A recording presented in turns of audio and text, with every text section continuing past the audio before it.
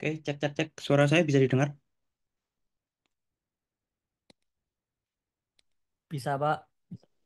Ya. Jelas ya. Ini soalnya pakai mikrofon yang beda, takutnya nggak jelas. Jelas nggak? Jelas, jelas Pak. Ya, oke. Kita mulai ya. Bismillahirrahmanirrahim. Assalamualaikum warahmatullahi wabarakatuh. Selamat pagi semuanya.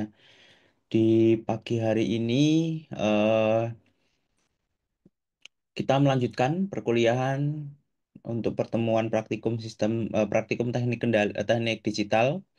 Ya, pertemuan 9. Namun sebelum itu mari kita berdoa sesuai dengan ajaran dan agama kita masing-masing. Berdoa dimulai.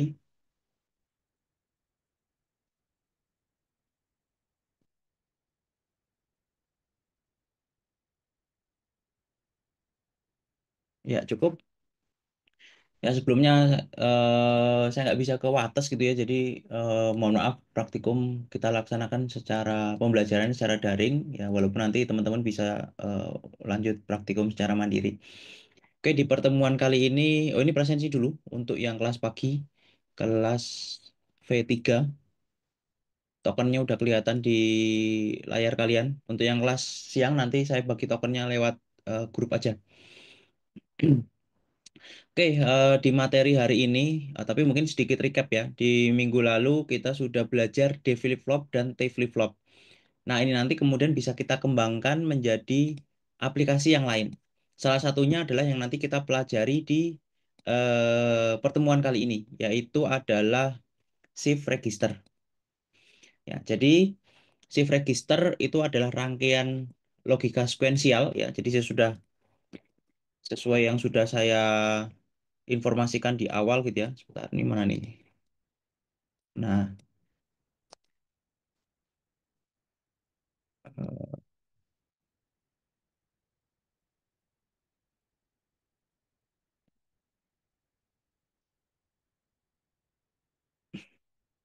nah rangkaian sekuensial nih ya, rangkaian sekuensial. Ya, di sini setelah flip flop kemudian kita mempelajari yang namanya shift register. Ya, kemudian nanti akan ada selanjutnya ya di pertemuan-pertemuan selanjutnya nanti akan ada yang namanya counter. Ini saya naikin dulu. Nah,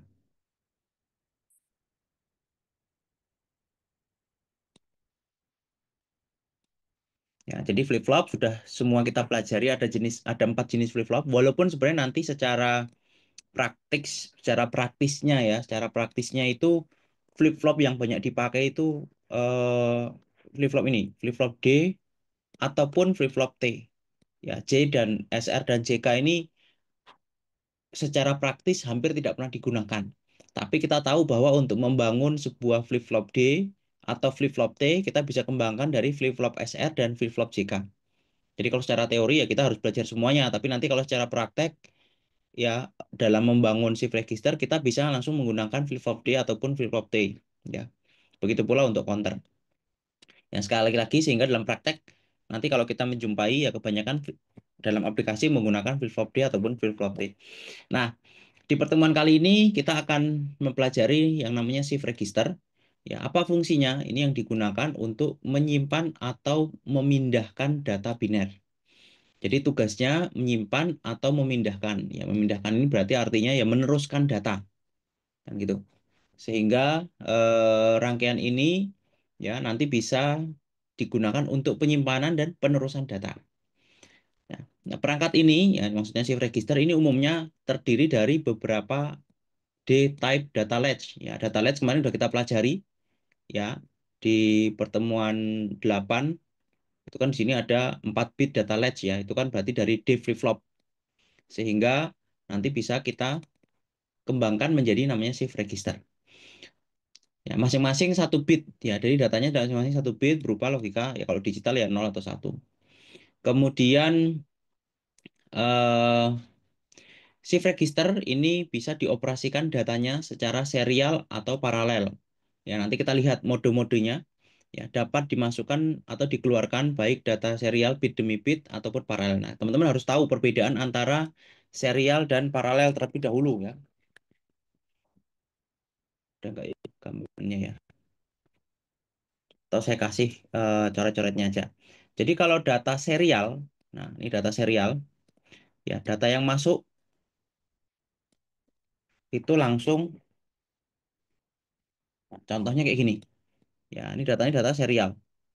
Ya, sekali masuk dia data itu hanya lewat satu jalur, tapi bergantian dari data pertama, lanjut data kedua, lanjut data ketiga, dan seterusnya hingga data terakhir. Ya, tergantung dia berapa bit data serialnya. Beda dengan data paralel. Nah, kalau data paralel itu jalurnya banyak. Ini biar saya kasih contoh yang gampang ya, yang sama gitu. Kita pakai 4 bit aja. Nah, ini saya hapus dulu.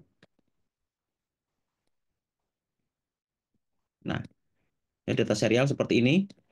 Ya, artinya data serial 4 bit dan data paralelnya juga kalau 4 bit kita bisa tuliskan dia jadi seperti ini.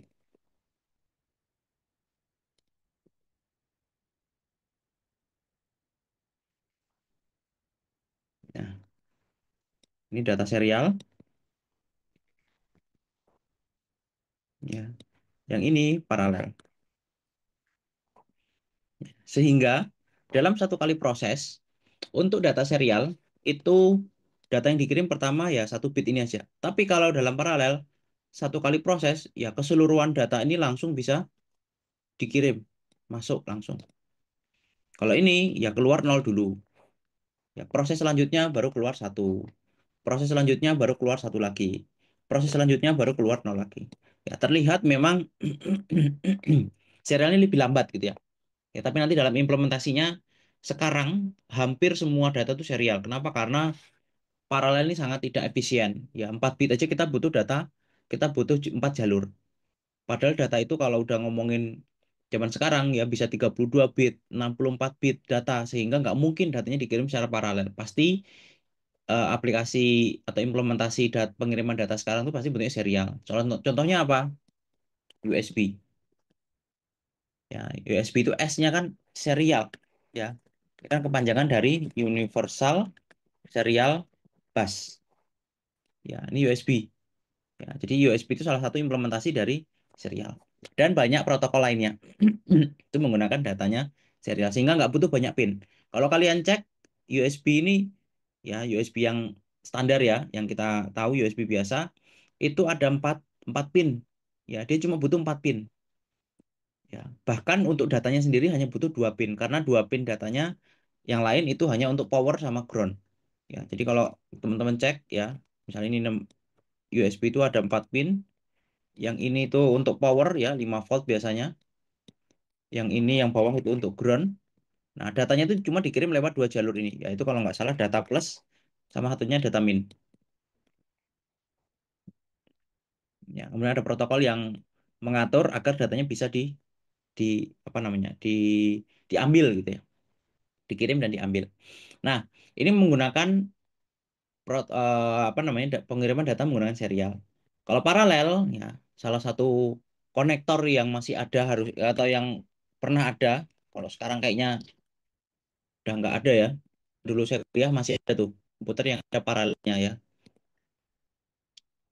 Nah, ini saya copy aja terus saya kirim sini. Nah, kalau yang paralel portnya gini nih. Ya, ini dulu zaman sebelum ada USB, port serialnya kayak gini. Tapi ketika sudah ada USB, akhirnya semua sekarang udah beralih ke USB. Untuk paralel, lihat nih, pinnya banyak sekali. 1 pin mewakili 1 bit, sederhananya gitu ya. Dan ini semua nggak cuma pin data, ada powernya juga gitu ya. Ya, jadi ini perbedaan dari data serial dan data paralel. Sehingga nanti ketika pada praktikum shift register nanti kita akan menjumpai 2 mode ini. Nah, yang pertama modenya ya, yaitu adalah serial in parallel out atau disingkat SIPO ya. Serial in artinya data yang masuk ke dalam register itu datanya serial ya. In itu berarti kan masuk ya. Jadi data yang masuk itu bentuknya serial ya. Dan outputnya dikeluarkan secara paralel. Nah, begitu pula untuk yang SISO atau serial in serial out. Data masuknya serial, data outnya atau data keluarnya juga serial. Parallel in, serial out atau PISO berarti data paralel masuknya data paralel gitu ya, keluarnya data serial. Kemudian untuk yang PIPO, parallel in, parallel out, ini data masuknya paralel dan data keluarnya juga paralel. Jadi ada 4 buah kombinasi antara serial dan paralel dari sisi input dan output pada shift register. Ya. Nah, teman-teman makanya tadi harus saya jelaskan dulu ya perbedaan antara serial dan paralel. Sehingga nanti ketika menjalankan praktek ini, itu udah tahu, oh ya yang ini termasuk yang SIPO, oh ini yang termasuk yang PISO, oh ini yang termasuk yang SISO gitu ya. Nah, nah, kemudian kalau untuk cara kerjanya, ini berdasarkan prinsip bahwa data yang dimasukkan melalui input akan dipindahkan atau digeser ke posisi yang diinginkan pada setiap siklus clock. Jadi nanti ini pasti ada clocknya. Kemudian ketika satu clock, nanti data itu akan bergeser dari sisi input ke sisi output. Dan proses ini akan berulang seiring dengan clock yang datang gitu ya. Sebagai contoh nih misalnya, atau mungkin kita lihat aja langsung. Nah ini ya, contoh misalnya SIPO ya, serial in, parallel out. Ya, berarti kita harus tahu dulu bahwa serial in, parallel out ini nanti datanya yang input serial, yang outnya paralel. Jadi kalau kita nggak tahu, walaupun belum tahu rangkaiannya, ya kita harus sudah punya asumsi kalau yang namanya SIPO, ya serial in, parallel out, ya ini untuk shift register ya, shift register. Nah, untuk shift register untuk yang SIPO, ini kalau mau diingat ya SIPO, nah, kita harus tahu bahwa data yang masuk serial. Oh, kalau serial itu berarti cuma satu jalur. Nah, satu aja. Paralel out. Oh, paralel berarti outputnya banyak. Ya, misalnya kita bikin 4 bit. Sederhananya nanti kalau mau dicontohkan datanya misalnya begini.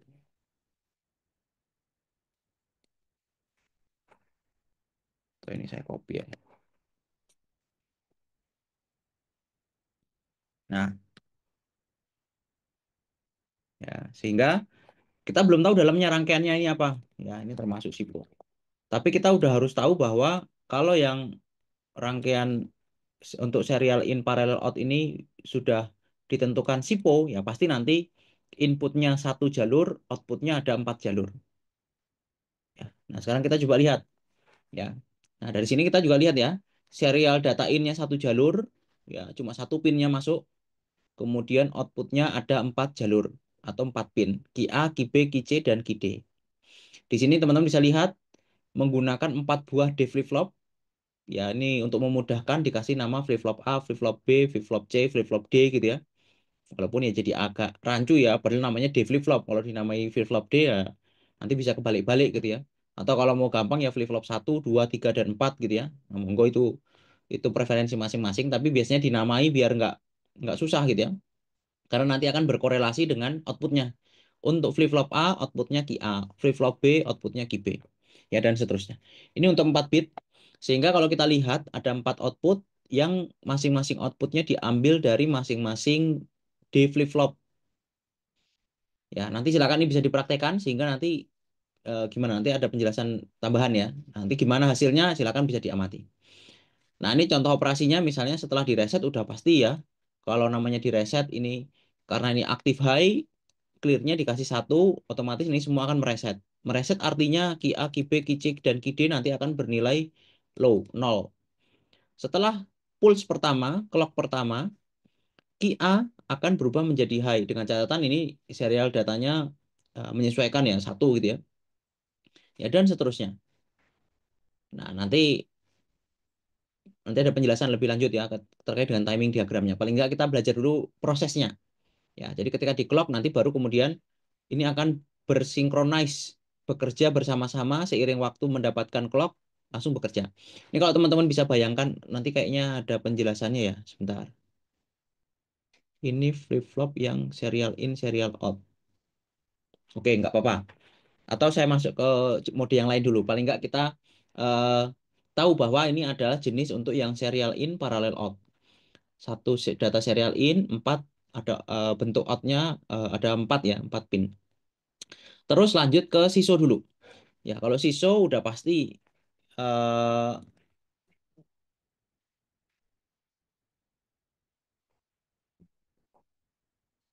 outputnya juga satu. Ini berarti tinggal kita hapus, ini kita copy ke sisi output. Ya, lihat ada perbedaan.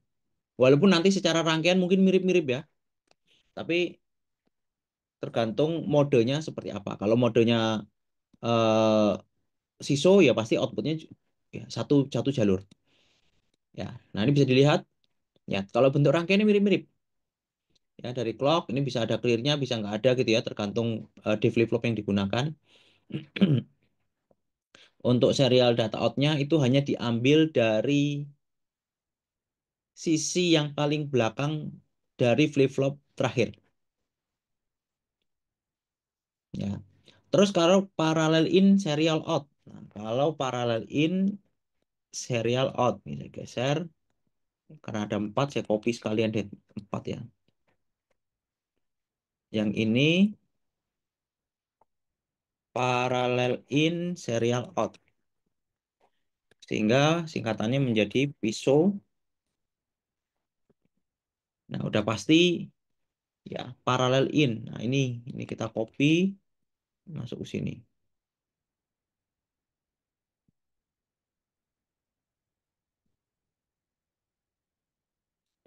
Ya, serial out. Nah, berarti outputnya serial.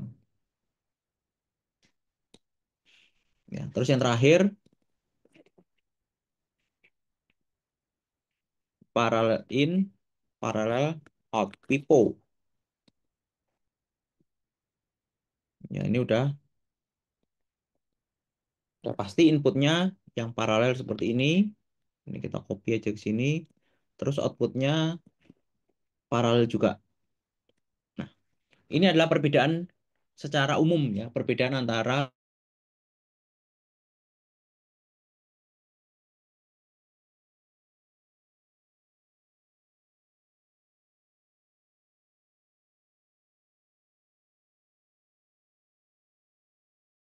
ini kalau dalam rangkaian kita bisa menambahkan multiplexer. Ya, ini paralel in. Nah, paralel innya dari mana? Paralel innya diambil dari sini. Jadi karena ini D flip flop, inputnya hanya satu gitu ya. Nah, ini bisa dikembangkan dengan tambahan multiplexer di bagian depannya dan input salah satu multiplexernya itu dijadikan input untuk paralel data inputnya. Ya, ini beri PA. Ini salah ya. Harusnya kalau yang PA yang di sini ya, karena flip flop A-nya di sini ya. Ini salah tulis nih. PA, PB, PC, dan PD. Atau input satu, input 2, 3, dan 4 gitu ya. Nah, karena outputnya serial, jadi hanya diambilkan dari data flip-flop output yang terakhir. Kemudian untuk yang parallel in, parallel out, nah ini sama, masih menggunakan D flip-flop. Kemudian diambilkan masing-masing inputnya dari masing-masing flip-flop. Kemudian outputnya langsung diambilkan juga dari masing-masing flip-flop. Ya, nah itu adalah 4 mode shift register terkait dengan serial dan paralel baik input maupun output. Nah, kemudian ada universal shift register. Nah, apa yang dimaksud universal shift register? Ini adalah jenis shift register yang paling cukup fleksibel. Kenapa? Karena kita bisa mengadjust rangkaian ini nanti bisa menjadi serial to paralel, paralel to serial, ataupun paralel to paralel ya. Modenya ada 4 yang sudah saya sebutkan di atas tadi. Biasanya ini dalam aplikasi sudah dibundling ya, dalam implementasi itu sudah dibundling, kita bisa pakai dari IC 74194. Nah, ini kalau kita searching 74194 ya, itu di datasheetnya dia menyebutkan bidirectional universal shift register. Ya, jadi bisa digunakan untuk ini ya, parallel input dan output dan apa termasuk ini serial ya. Nah, ini eh, bisa digunakan dalam implementasinya bisa menggunakan IC 74 LS194 untuk aplikasi dari shift register. Untuk mengatur modenya, nah di sini ada pin 9 dan 10 atau pin S0 dan S1 untuk mengatur modenya. Ya, mode hold, shift to right, shift to left, dan parallel mode. Nah, nanti bisa bisa di adjust ya S0 dan S1-nya sehingga nanti mau datanya mau seperti apa itu bisa sesuai dengan mode yang dipilih. Untuk lengkapnya nanti bisa dilihat di datasheet ya untuk 74194. Terus kalau untuk aplikasinya ini cukup banyak ya. Salah satunya adalah konversi data serial ke paralel, udah jelas gitu ya. Karena kadang-kadang kita butuh tuh mengkonversi data serial ke data paralel. Terus misalnya penyimpanan data sementara ya untuk pengendalian waktu ya. Jadi untuk menunda sinyal, nah itu biasanya kita menggunakan shift register. Ataupun untuk multiplexing ini juga bisa menggunakan shift register. Nah, terus kemudian ada tambahan penjelasan, misalnya cara kerja ya, secara proses by proses. Nah, ini ada gambaran yang cukup bagus. Misalnya contohnya untuk serial in, serial out. Ya, jadi data inputnya serial, data outputnya juga serial. Nah, operasinya gimana? Nah, kita sekarang akan bicara clock by clock. Jadi nanti ini akan terlihat proses by prosesnya seperti apa. Jadi ketika clock pertama, ya kalau inputnya satu, nanti satu itu akan diteruskan ke sisi output. Saat itu juga, saat bersamaan itu juga, flip-flop 2, flip-flop satu dan flip-flop 0 kan juga mendapatkan clock dan input. Input sebelumnya O3 itu kan 0.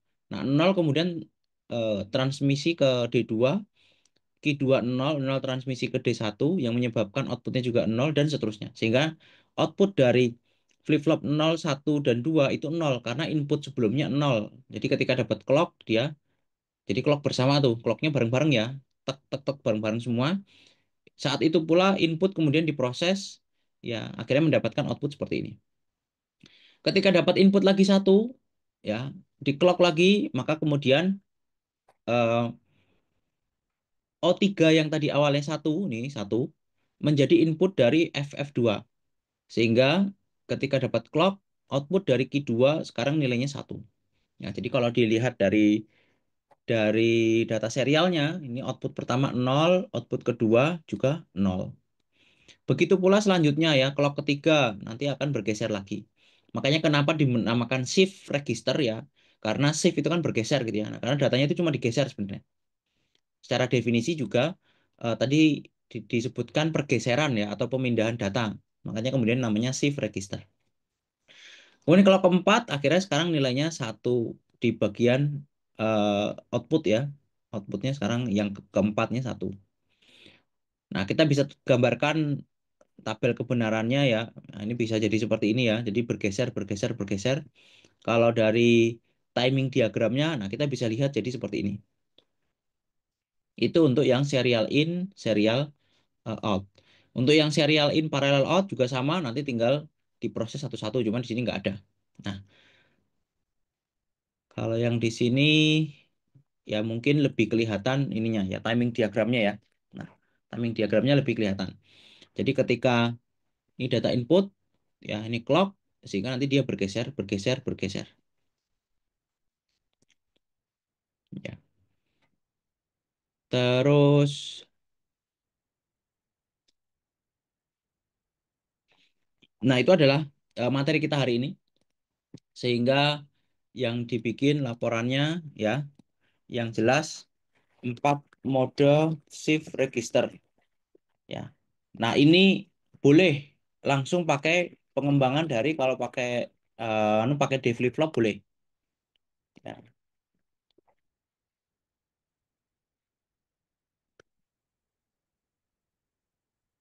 4 mode itu berarti semuanya ya dari eh, ini mestinya ya semuanya ya. Mulai dari SIPO, SISO, PIPO, dan PISO. Ya, kebalik-balik boleh lah, tapi intinya 4 mode ini harus dipraktikkan semuanya. Terus kemudian penggunaan IC 74149. Berapa tadi? Ya, 194, sorry. 74194. Nah, ini juga bisa dipraktekkan. Ya, kalau ini mau nggak mau, ya kalau pakai simulasi silakan cari IC-nya gitu ya. Kalau di kelas ya silakan bisa dipraktekkan secara langsung. Dan jangan lupa kalau kita sudah apa masih di bagian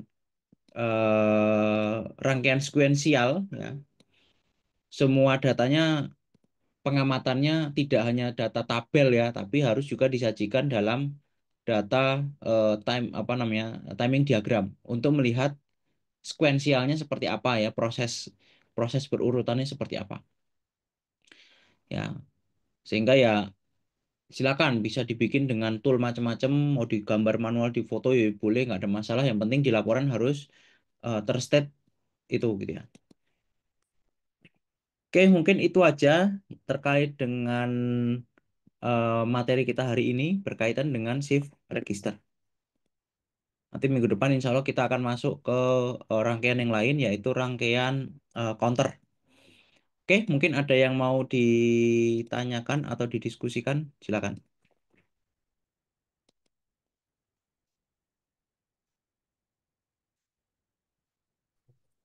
Permisi Pak, Ya, Pak masuk.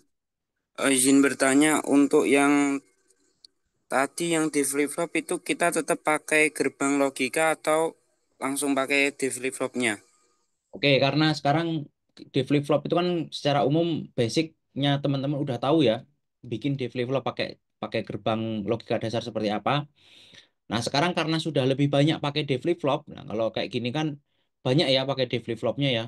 Nah, kalau ini harus bikin pakai gerbang logika dasar nanti akan terlalu complicated ya, terlalu terlalu ruwet untuk diamati. Silakan boleh pakai D flip-flop langsung saja.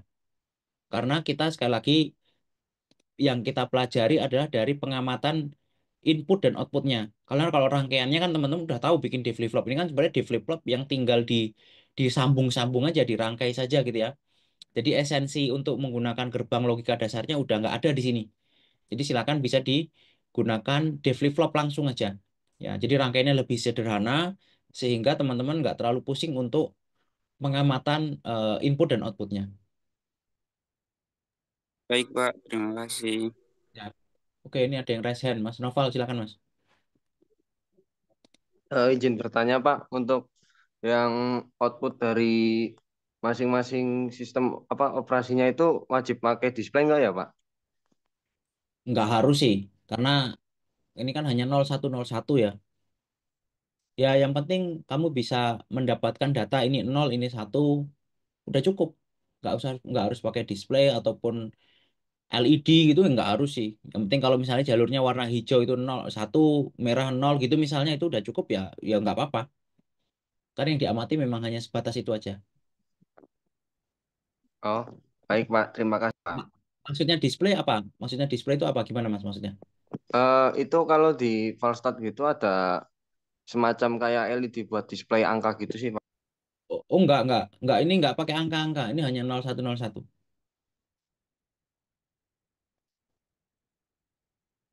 Ya, cuman tugas kalian nanti menggambarkan ini kan gitu. Ini kan hanya datanya 0101. Nah, tugas kalian nanti menggambarkan.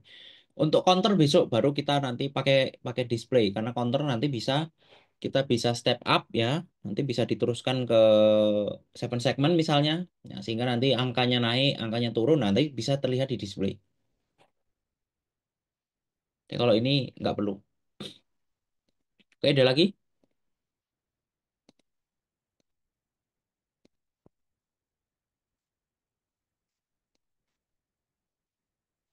Kalau nggak ada, saya rasa cukup ya. Ada? Sementara cukup Pak. Cukup ya. Oke, nanti kalau yang kelas P2, saya di reminder aja nanti saya info anunya, tokennya di grup ya.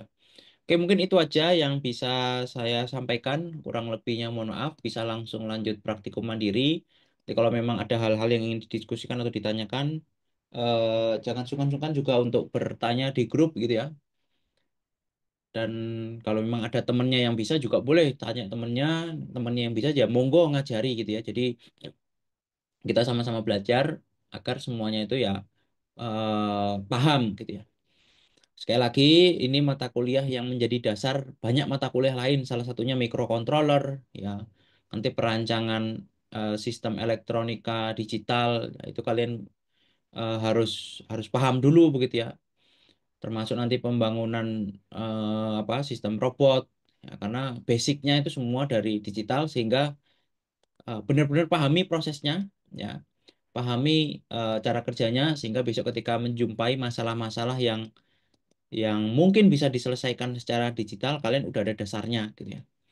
Oke, mungkin itu aja yang bisa saya sampaikan. Kurang lebihnya mohon maaf, saya akhiri. Assalamualaikum warahmatullahi wabarakatuh. Selamat pagi semuanya. Waalaikumsalam warahmatullahi wabarakatuh.